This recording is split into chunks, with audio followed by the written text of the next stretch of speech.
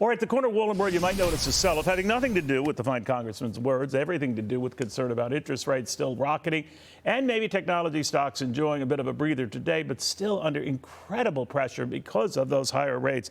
A guy who was a key player in setting those rates joins us right now. James Bullard is the dean of the Mitchell E. Daniels Jr. School of Business over at Purdue University, the former St. Louis Fed president.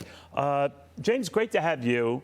What is going on with these markets now increasingly convinced rates are going to go higher? I believe you had said in a speech not too long ago that you could see the Federal Reserve bringing them up to maybe 6.5% from 5% now. What's going on?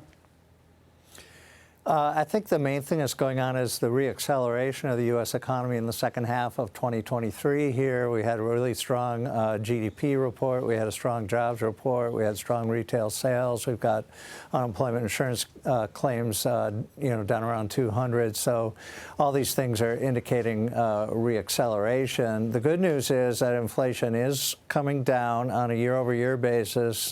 Today's PCE report said that the year-over-year rate is 3.7%. That's down from about 5.6. So about almost 200 basis points of reduction in inflation due to the Fed policy that I worked on during 2022. But we still got a long ways to go, and there is some risk now that the disinflation process would stall out or reverse. So the Fed is going to have to remain vigilant here. Now, this PCE report to which you alluded, we're told that that is one of Jerome Powell's, and by greater extension, the Fed's favorite measure, or one of its favorite preferred measures of inflation. If that is the case, there is less reason, at least in this latest report, to pounce and hike rates at the next meeting. What do you think?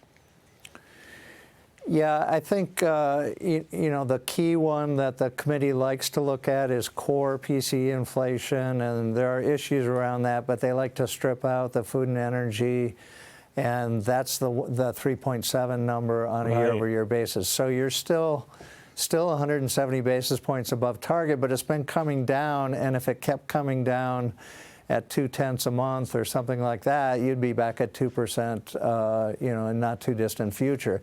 But the risk here is that stalls out on us and goes the other way. I think that's something that markets aren't prepared for, and that's what could lead to substantially higher rates. How much do you think, James, of what you're noticing in the markets is due to the craziness in Israel right now? I mean, the markets have held their own and maybe, been beaten up here and there on events having nothing to do with Israel.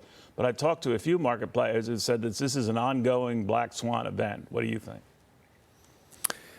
It has risk of getting, obviously, a wider war, as your previous guest was noting, but Wall Street tends to play down the Middle East conflict. There have been many conflicts over the years, and they really haven't affected markets. So to the extent it remains relatively contained in a relatively regional conflict, I don't think it'll affect markets. But any moment, with this kind of risk out there, at any moment that could turn around. We're already getting some surveys that show, and you probably know these far better than I do, that Americans are maybe petering out when it comes to spending or their confidence. Many, in one survey out of USA Today, I believe, was talking about their earnings not keeping up with their spending.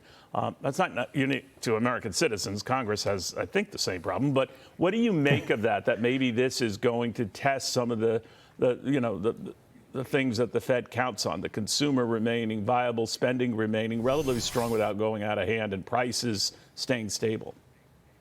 Yeah, I don't know. I think Wall Street's guilty of confirmation bias here. They want to tell a slowdown story, and they want to tell a story that higher interest rates are going to push the U.S. economy into recession, but the consumer isn't cooperating.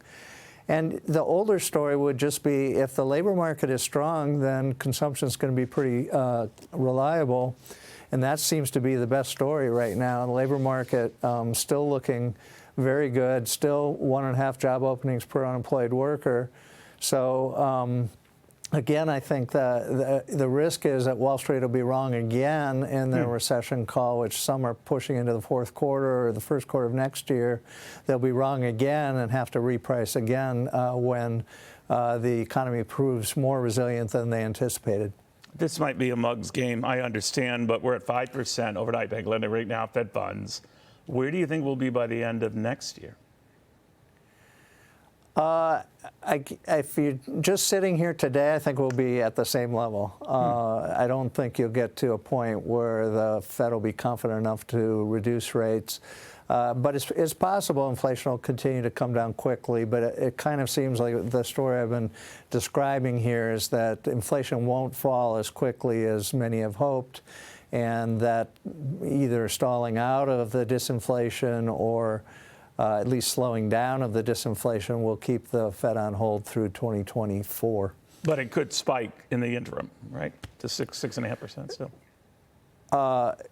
Well, the idea that maybe the economy is quite a bit stronger than we thought, and the inflation starts to turn around and go back up, that would cause the committee to take action, and that's the scenario that's not being priced sufficiently on Wall Street, I think. So that would cause rates to go up. Got it. James Bullard, great catching up with you. Thank you for taking the time. Thanks for having me.